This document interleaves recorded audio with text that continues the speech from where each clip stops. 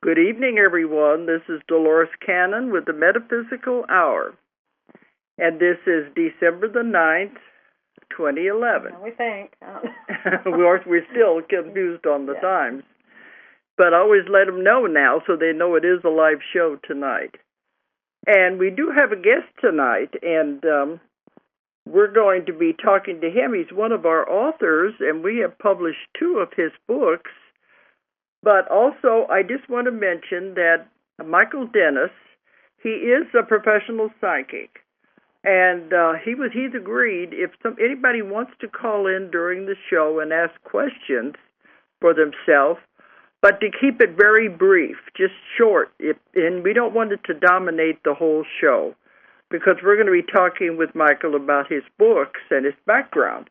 But if somebody does have a question, they can call in, but we're just going to take a few, not to devote the whole show to that anyway. Right. Mm-hmm. Okay, but our guest is Michael Dennis. Michael, where are you anyway? Well, on this plane and dimension at this current 3D moment, I'm in Cincinnati, Ohio. You're in Cincinnati. I couldn't remember exactly where you were. Okay, before I go, I forgot. Let me give out the toll-free number in case anybody does want to call in.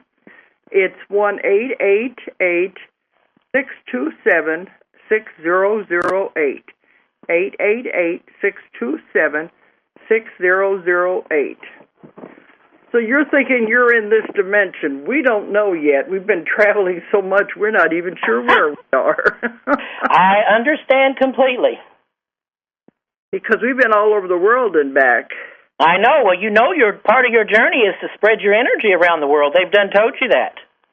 Well, everybody's telling me that, that everywhere I go, they always say you leave some of your energy. It never depletes you, but you do leave a piece of your energy there, and that's supposed to be good. Do you want it to be positive energy? It's wonderful. And being an Aries, you just keep trucking on ahead. Yeah, sure. That's true. Okay, well, Michael has written 2 books that our company has published. One is Morning Coffee with God, which is very humorous, I think, and it's a unique angle, and it's very humorous. And the other one came out this last year, wasn't it? Right. And it's God's Many Mansions. So that one, we're going to try to touch on both of them. But first, Michael, I always like the guests to let the people know about you. Let them know about your background and everything. So start talking about yourself. Well, the first thing I want to say real briefly is I want to share some good news. The ARE at Virginia Beach has agreed to carry God's Many Mansions. That is the Association for Research Enlightenment, as you know, and they ordinarily don't cover anybody but their own books. But I was led to call them and have Joyce send them a review copy, and they said, well, we're not interested in the morning coffee, but we will carry God's Many Mansions. So I had to share that. Oh, that's wonderful. Because we just never know. Someone may say something, but as they say, nothing ventured, nothing gained. I'm Michael Dennis, and I guess you could say I wear many different hats. I'm formally educated in foreign languages and opera, comparative religious studies, and all kinds of stuff. But I've always had the spiritual thing. When I was in college, I wanted to be a minister at one point, but because I had a lot of metaphysical experiences from a very young age, I was involved with the church, Baptist church. It was a type of sanctuary for me during a troubled childhood. It was one of those childhoods that actually made me go within. So at a very young age, I was always very drawn to the more metaphysical slant, and because I had experiences, college kind of got in the way a little bit, except when I met the amazing Kreskin, which is included in God's Many Mansions. But one of the things that pushed me to write was, I'll just come out and say it, Dolores Cannon, I ran across Convoluted Universe, Book 1, and I had some very strange, I was recently reading where you said, no matter how much I do this work, it keeps getting stranger. And I just kind of laughed because I recall a lot of my own experiences. So I decided when I read that to share a lot of experiences that I had. I was going to pursue a PhD. A friend of mine calls it a phenomenal dumbbell. She said there's so many PhDs out there running around with very little brain sense. And I was very involved with the psychic. I was training at a spiritual center in my mid-20s in Bloomington, Indiana. So I was already opening up. The doors were opened. I was doing the psychic, the channeling, while I was pursuing my master's in education and went on to begin the PhD. I did teach high school French and Spanish for about 5 years full-time and did a one-year assistantship for the French. And before I had to meet the doctoral committee, my guide said, "This is a fork in the road. You are not to do this full-time. You've already done this in another lifetime." So I gave up the career to go out on a limb. And as you know, Dolores, with your own background, with your own books and your own beginnings, there was no assurance that I was going to be able to make a living as a psychic or a writer. But I gave up the regular way of life to do that. I went in trance the next day in literature class, and I channeled some of the articles that's in Morning Coffee with God. Several of those are in the book on hatred, on sadness, and I entered a type of automatic writing trance at a conscious level when I was in the middle of class.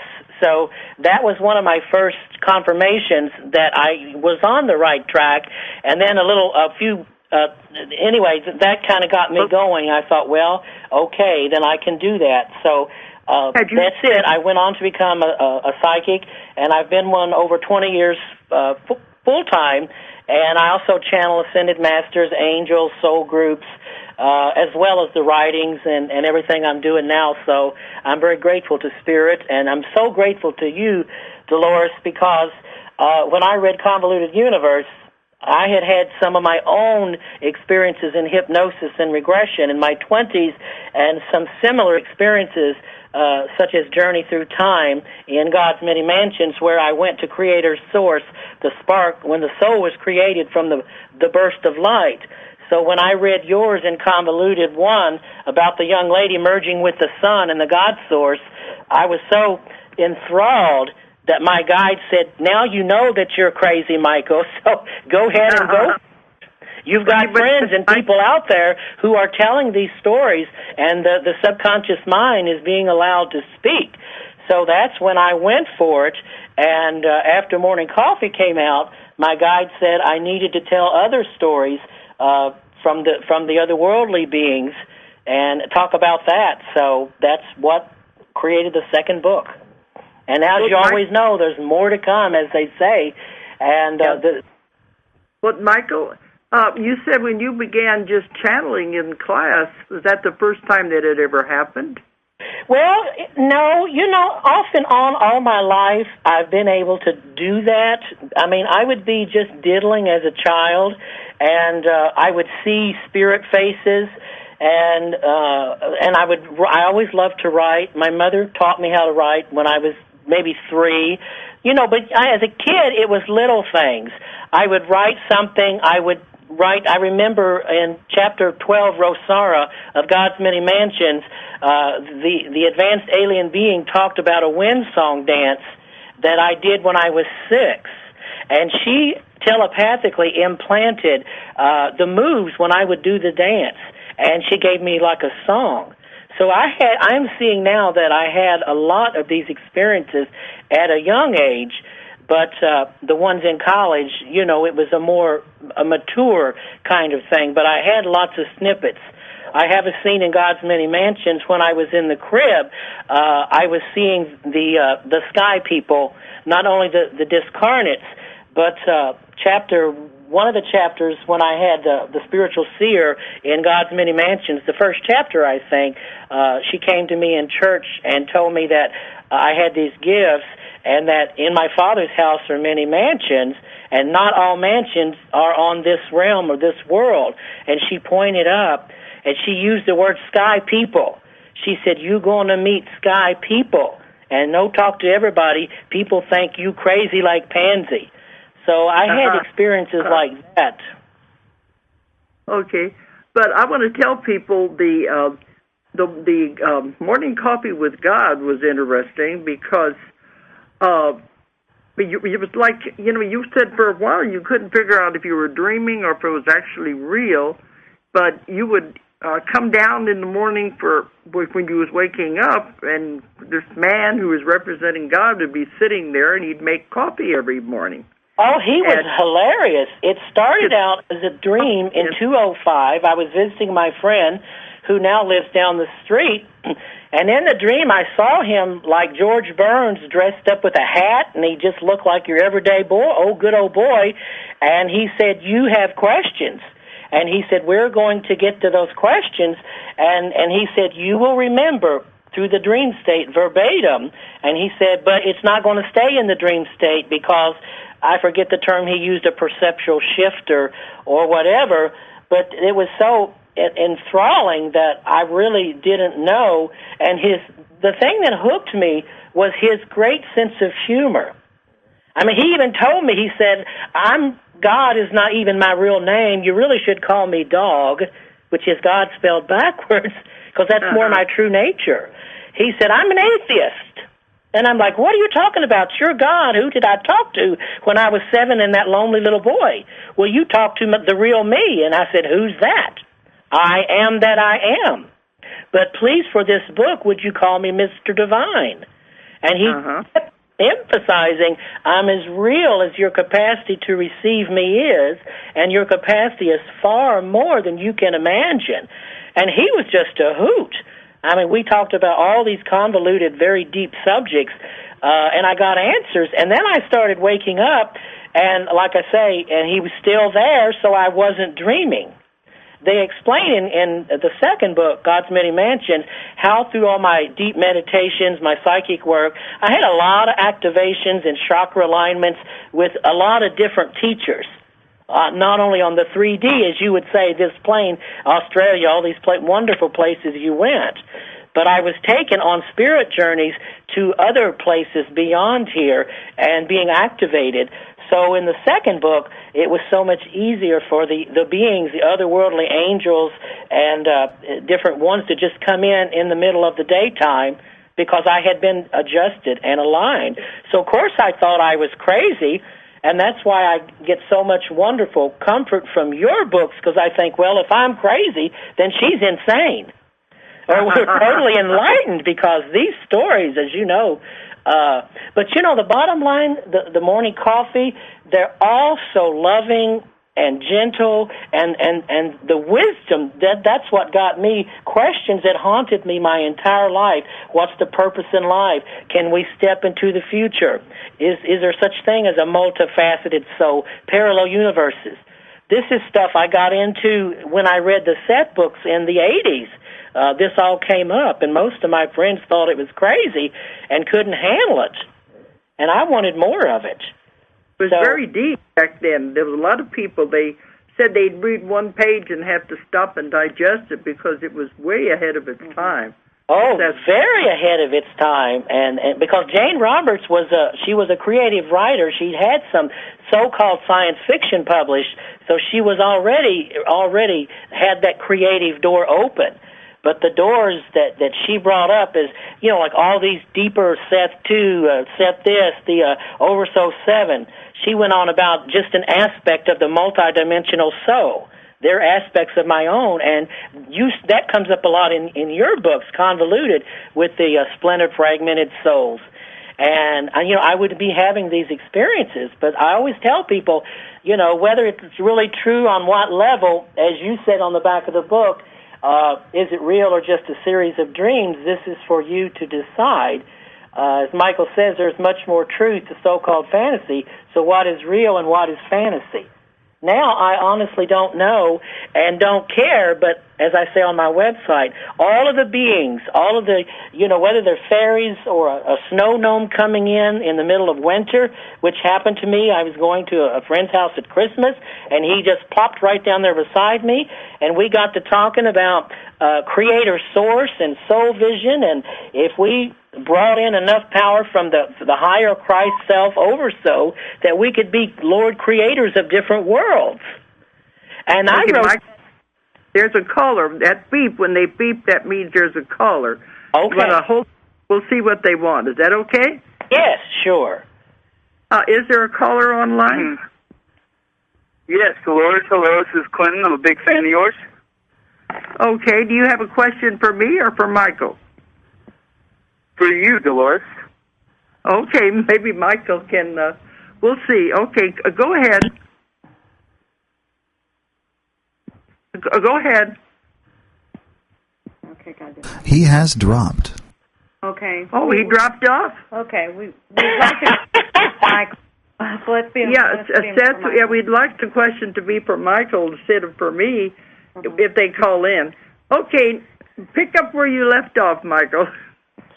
Oh, I don't know what I was talking about. I'd like to interject. You're talking about all these different characters, and that is actually... I want people... That's why I wanted us to publish God's Many Mansions. It was so... It's really, when you look at it, it's like, oh, my God, this is out there. This is really out there. And it seems like it's fantasy, and it's fictional writing, and it's like, and you even say, you're questioning it yourself. But what was really exciting was when I was reading it, things started happening around me. And it was like it was activating and opening things up in me and around me. And I thought, oh, this is cool. This is really necessary. And then also, because they started happening, and I had been reading this, it allows you to look at things differently and to look into it deeper. And you start seeing that the world around you is not as it appears. There are other things just hiding right behind that layer, and so it allows you to open up to that. And that's what I thought was so exciting. It's like, well, this seems like a really wild book. It's so wild that it could actually be real. That's what kept coming through. It was like, oh, that's why I wanted us to do it. And that's why when you asked me, did this really happen to you, I told you, I said, Julie, about living with me? I have to live with this every day of my life. When Rosara came to me at my papaw's when I had broken up with a girlfriend and said, I'm going to teach you about soul merging and soul sharing on my world, and you're going to understand why you're this lonely poet who writes this beautiful love poetry, and you ache for this soulmate connection that doesn't basically exist on your world. Let me tell you why, and that you're in my soul family, and you will have this. And talking about things happen, I met someone, we won't get into that, but like you said, things started happening to you.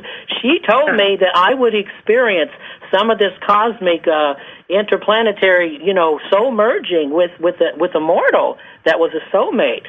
So I was like, well, I have to live with this stuff. These beings just come in and with these teachings, and I thought, I'm either just going to think I'm absolutely crazy, but they wouldn't leave me alone. They're like, this needs to be told. And then they are so, the way you describe them and their messages are so beautiful, it makes you want to be visited by them. It's almost like the E.T. movie, he's so cute, I want him to come to me, that kind of a thing. Thank you. I think that opens you to that. And that's probably one of the best things we can do right now is give people permission to open up to these other realms. So there's nothing to be afraid of, really. Right, absolutely.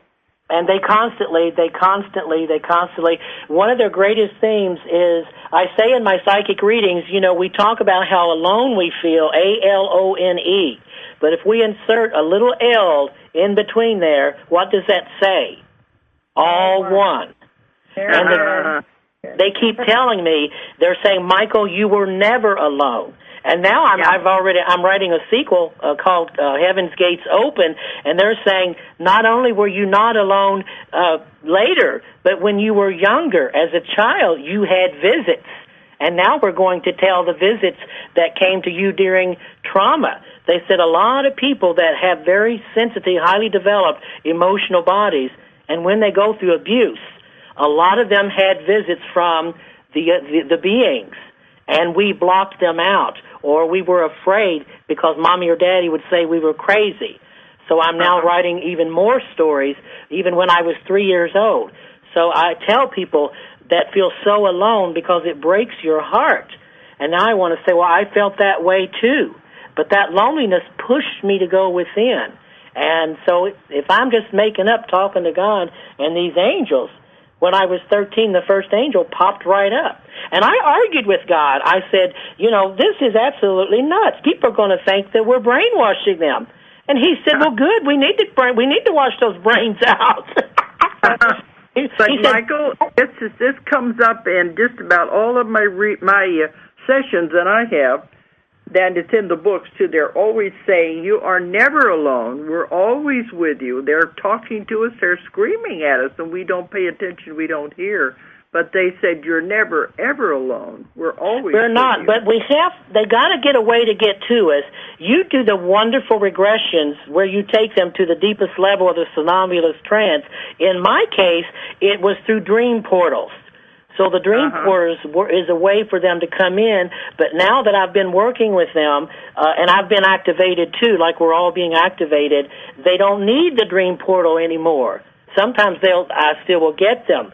But, I truly thought my story, Rotal, the whale on the parallel world, when I wrote that, I dreamt about this enraged whale. His eyes were so angry. And I woke up in a sweat. I was in tears, and I was like, the poor soul. And I said, I got to figure this out. I woke up. I turned on the light, 3 a.m., looked in the mirror, and his image superimposed over mine. And I thought, what in the world? And when I came across Your Convoluted Universe, Book 3, on the back cover, you know what's on there. I don't remember. Lives as animals, lives as minerals, lives, everything has consciousness. So my guide, Dresda, one of my guides, said, now, to rock your world yet again, as you would say, you think you've got something figured, as you would say, bending the mind like a pretzel. Yeah. I love that saying, by the way, Dolores. Because I keep thinking my pretzel's going to break. Well, in the new book, I started out with bending your mind like a pretzel, and I said, after all, it's an interesting shape. It reminds you of infinity. Oh, I love it. It does. It does. So I wrote the story where I was the whale on a parallel world, and then she said, you were not ready. You remember your books. They moved into the convoluted concepts not overnight. It took a long time. They would spoon-feed you, as you say. And that's what my guide did with me. She said, we have to take this little by little. Your perceptual framework, Michael, isn't ready to be told this. But the fact that you would have these very vivid experiences in and out of dream time. And she said, now just go with it. One of the scenes in Journeys Through Time, I talk about even when I was a reed on the waters, I could feel the touch of the breeze, and I was alive, and I had consciousness, and I never chose to have my consciousness so concrete that I would forget that I was spirit soul. And then when I read yours, some of your stories, the Lemurian tree and whatever, I thought, I got to quit fighting this. I got to quit fighting with God. I got to quit, because as Julia said, and I am a poet, I've always been a poet, but the writings are, they're very poetic. And I thought, well, goodness, then I've got to just get over this. And if a Bible thumper wants to attack me and call me crazy, well, Shirley MacLaine, Out on a Limb, a guy wrote a book called Out on a Broken Limb, and instead of being defensive, Shirley MacLaine said, well, at least he read my book. Okay. And I feel it's like, well, just check it out. Just, as you would say, sometimes you talk about mind candy. When they're telling you, I get a kick out of a lot of times when, like stepping off the deep end in Convoluted 2, you talk about mind candy. Well, is this real or the real world or whatever? But when the aliens start talking about it being an illusion, you row your boat, life is but a dream. Like that book, Julia, you and I enjoy, Illusions by Richard Bach. Remember at the end he says, this could all be wrong, the whole book. Mm-hmm. So I've written in my convoluted about that everything is yes, an illusion. you have, and I love it. You've got that whole chapter. The dreamer dreams the dream. You're bringing up the subconscious, and the subconscious. Well, you know it. You wrote it, or you transcribed it. He said, "Well, it's all a dream. The dreamer dreams the dream." So when I read that chapter, then I was smacked again into saying, there's, as Julia said, there's so much more going on. You know, it's not, things are not as they appear. And things can be multidimensional, you know, at the same time, like the fragment. I just had a vision. I just had a spirit come to me 3 nights ago. I was working in the new book, and she said, I'm a past life crib death self making contact. And I said, what? And I'm like, oh, my God. I wrote the story, and I'm like, you will never guess what it wanted. And the story spooked and puzzled me. I'm like, a past life crib death self is making contact with me in the present. I need a drink. I need the whole bottle. But as with the stories in God's Many Mansions, one reason I write is because, like you, Dolores, I'm an insatiable, my curiosity. You know, when I was a little boy, my favorite character was Curious George the monkey. He got into trouble. He got into everything.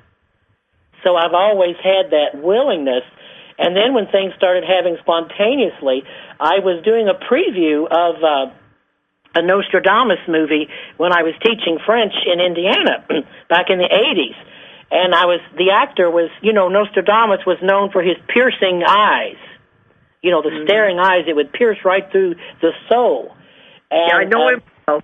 I love your Nostradamus books, by the way. I have all of your books. I've even pre-ordered the one that's not out yet.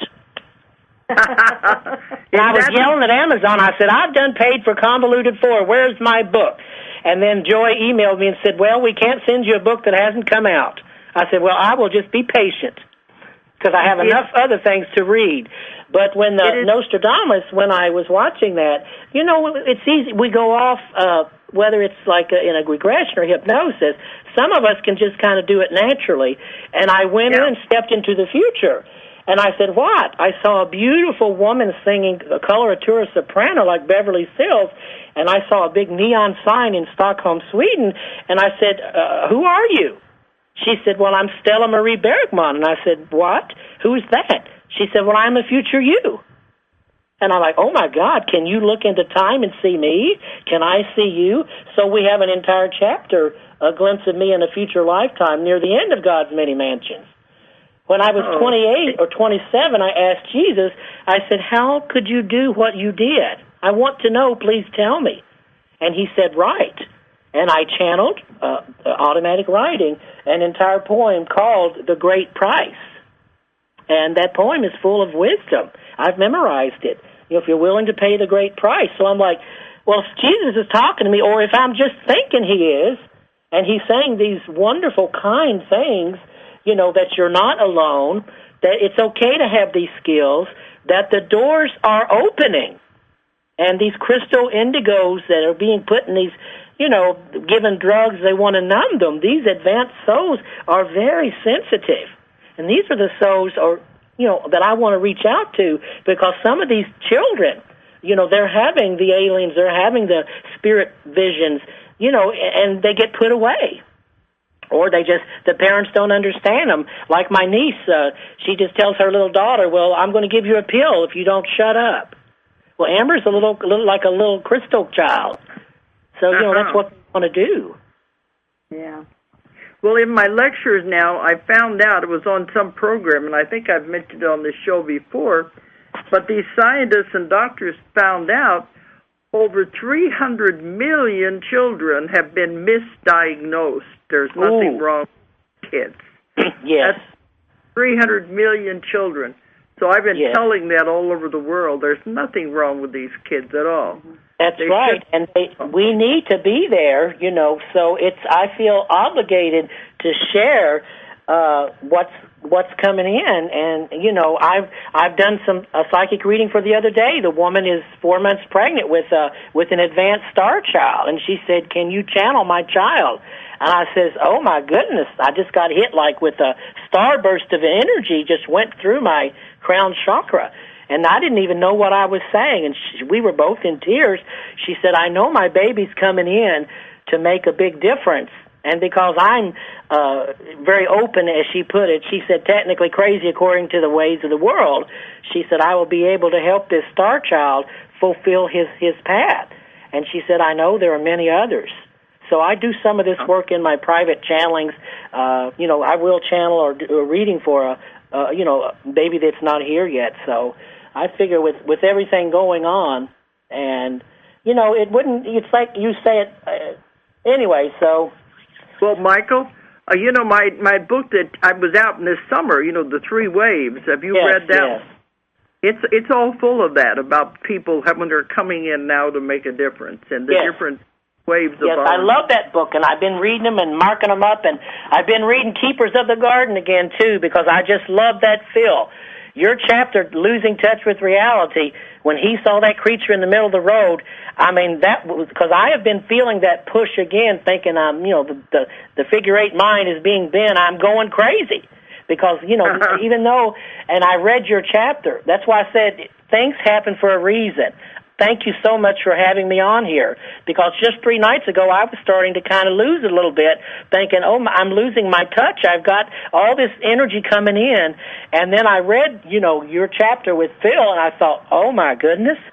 He talked about feeling that his, what did he say, things he's taken for reality, he says it's frankly shot to hell. And that just went through me.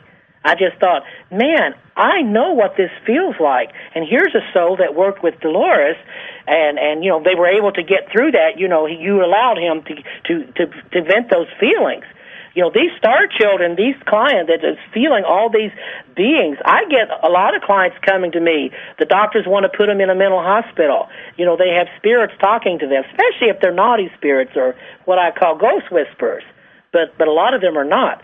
Sometimes there are open, maybe they take Prozac or drink too much or something, and they may get a negative spirit wanting to come in, or a parasite or whatever, psychic attack. But a lot of them, they're just misunderstood.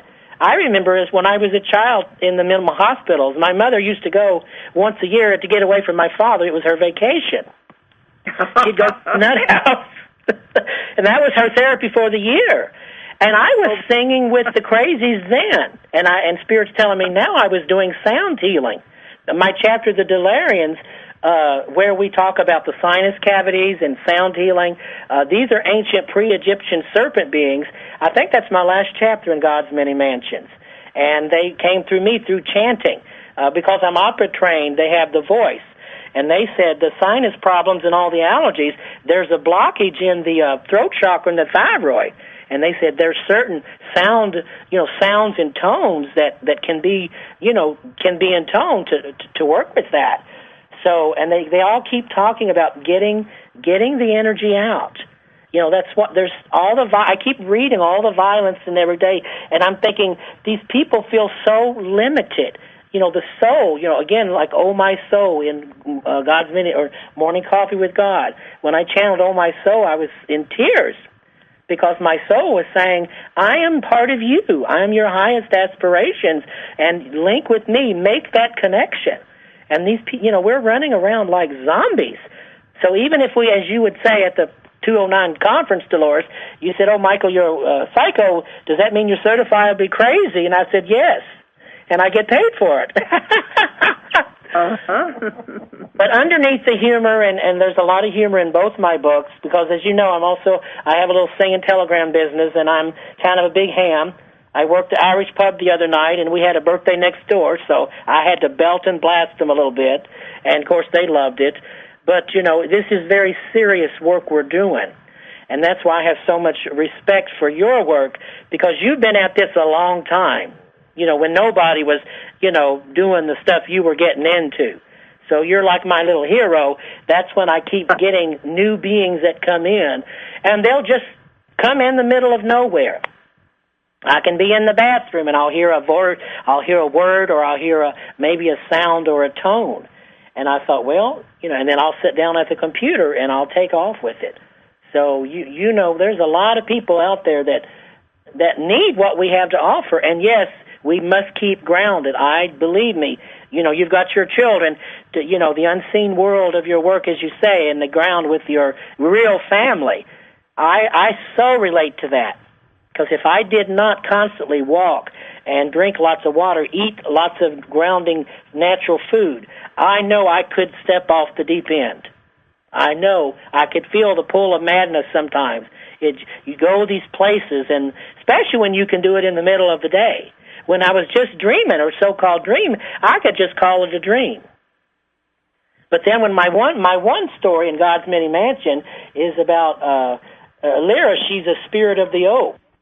And she came through in the middle of the day, and she's like, well, I'm a spirit. How could I show up in person? And I'm like, well, I'm corporeal human. How could I be touching and reaching out to you?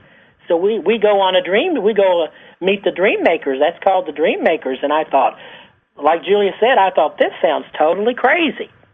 But okay, Michael, I think there is a caller now. I heard a beep. Okay. Okay. Is there a caller there? Yes. How you doing? Okay. Do you have a question for Michael? Yes. A minute ago, I just caught the program, but a minute ago she said something in reference to energy.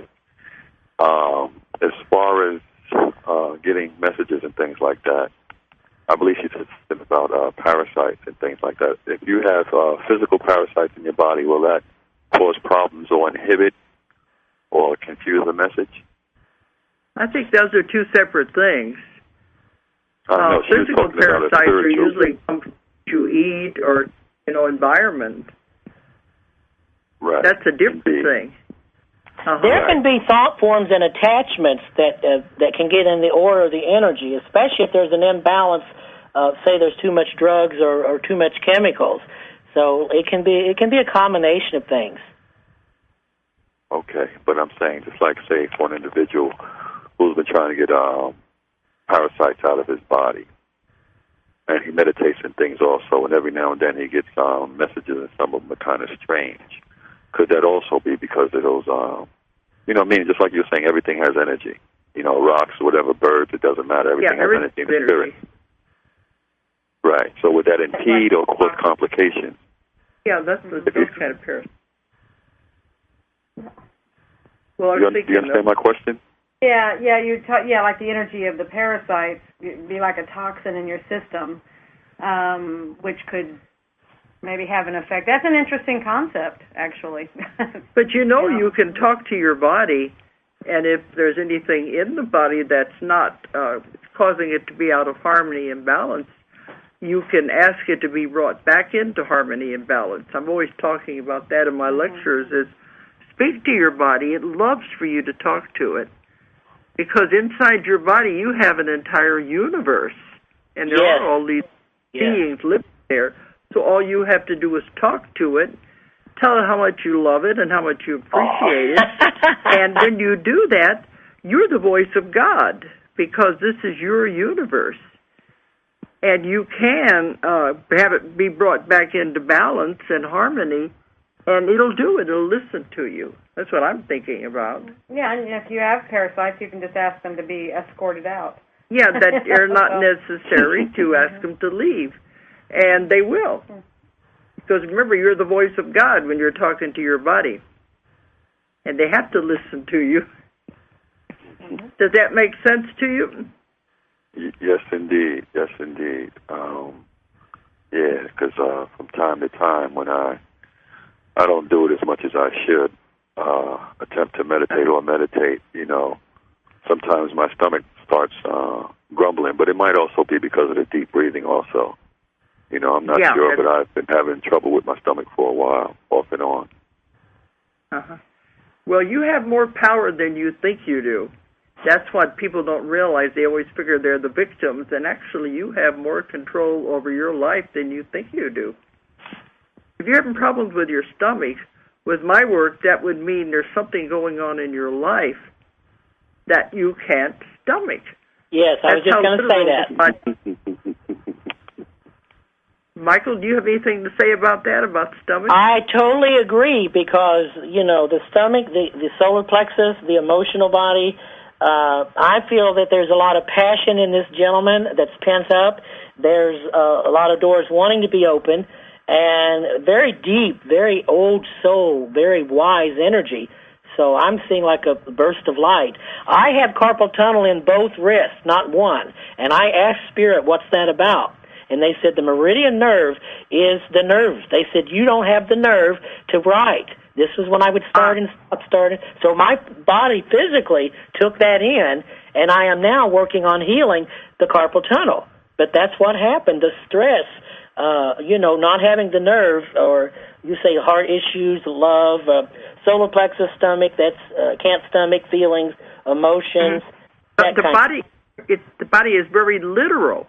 Whatever part of the body you're having problems with, it's really, you say, what does that part signify, and it tells you a real meaning for it. And that's where I do my work. It's always something to do with that part, and what does it represent? That's why I tell people to think of that. What does the heart represent? What does the stomach? Yes. What do the intestines represent? They're giving you a message. Yeah, and it will talk to us.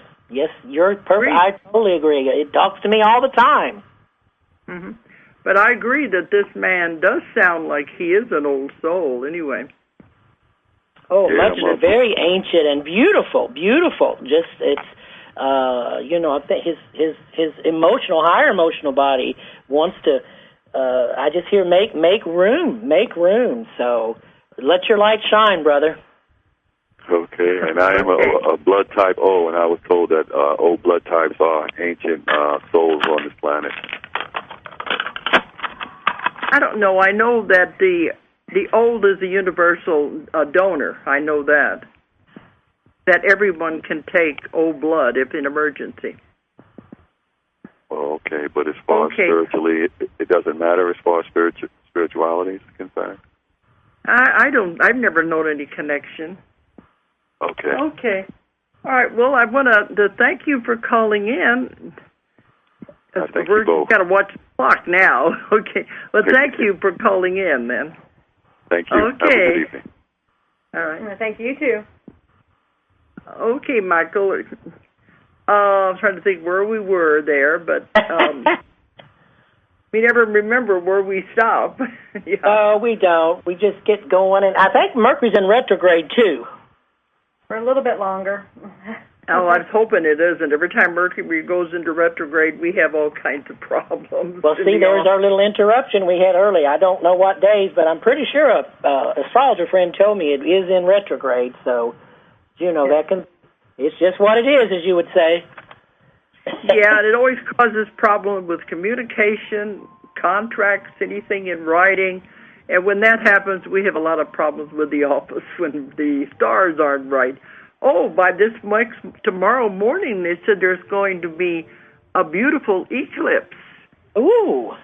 Yeah, and they said it'll be the last of the moon. It'll be the last one this year. Of course, the year's almost over, and it won't happen again till 2014. Yeah, and something I was thinking that was on the news before I came over here, and it was talking about that, and something was telling me there's some connection, Michael, and tell me if you agree or whatever, but when I was seeing that, the report, I thought of you, and then I thought of your story where you had the moon goddesses, and so there's something, and it was just like tickling my memory. It was just like, there's something, remember this, so I'm like, okay, so I'm like, well, am I going to see something maybe?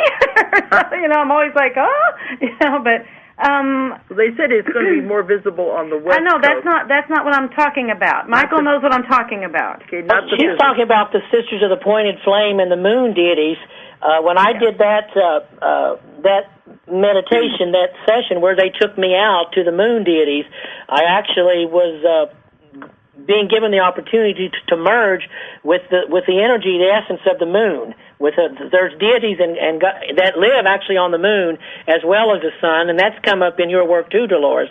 So when that came through, I feel that that's a part of that feminine lunar energy, like lunar eclipse. These deities are up there kicking booty is what I'm hearing, and the moon goddesses, that's the feeling, the passion, and that story was mind-blowing. You know, the Sisters of the Pointed Flame, and here they're having me merge with the with this collective soul unit. And then if I took in enough of the love and the power and the feelings, then I could even go to the sort of the main moon deity on the moon and be infused with power and passion that I didn't even have. So that's part of what that's about. And those moon energies really, you know, they're the tides and everything all shaken up, and of course all the water and the typhoons. They're telling me it's a very deep ingrained imbalance in the emotional bodies. This one, or in general? Oh, just everywhere. The planet in general. It's scattered in places. I'm feeling like there's something with this one, and it's like this one's standing out for some reason, and that's why that's kind of more, you know, it's like, especially since I thought about you and I thought about your story, it was like it was tickling my memories, and it's like this one's going to be special. There's going to be something different about it, so that's why I'm wondering if you were getting anything. So, well, on the news also they said that the volcano on the Big Island is really getting ready to blow its stack, and they're worried because they have 5,000 visitors there every year. Whether it's that's the female goddess Pele is the goddess of the volcano there too, and we'll be there in February. Right. So, but if there's anything left, I said it's getting ready. If there's anything left. It's ready to blow up because they said it's a lot going on right there right now. But that is the female aspect. That's what made me think of that, because of the female goddess. Pele, they always say, don't make Pele mad. You make her mad, she'll blow her stack. Oh, yeah, you don't want to mess with them. Kali's another one of my stories, the goddess of radical transformation. I invoked her through a pendant of Kali, and she takes out unhealthy attachments. I got dumped and lost a job within 3 days because I said, Kali, great goddess of taking away what's not good for me, and it's like, you know, call it metaphorical or literal or whatever, but we call on Aphrodite or the great moon mothers. You know, they come. I mean, they that's creation void. They don't have limitations. See, I'm faltering for words because I can't express it. Well, those are the old religions, the ancient religions that go way, way back, where they respected the moon and the nature. It was they were the nature worship, really. Right. But I'm talking about invoking actually the energy of the archetype or the energy of the goddess. I put some Venus oil on my third eye a few years ago, wanting to get on with human love at the next stage. And I prayed to mighty Aphrodite, as they say, to please help me, you know, take this to the next level. 15 minutes later, someone walked in that New Age bookstore and looked at me and said, I've been waiting to meet you. So see what I'm saying? Yeah, we asked for... I always thought of Aphrodite. I always thought of Aphrodite as being the love goddess. She's what he's saying. The equivalent. That's what I'm talking about, love. I wanted to work on human love, so I invoked a ritual like the Kali pendant to get that which didn't serve me. I called on Aphrodite to help me with the human love, and boy, she blew me away. I mean, someone literally walked in that store. So see, thoughts move. Everything is energy. Thoughts are movable. You know that, you know, thoughts, it's energy. What we put out there with our intention. That's why I'm careful now what I ask for. I'm like, oh, do I really want this? I'm saying I do, but do I? Right. That's what they always say. Be careful what you ask for because you're going to get it.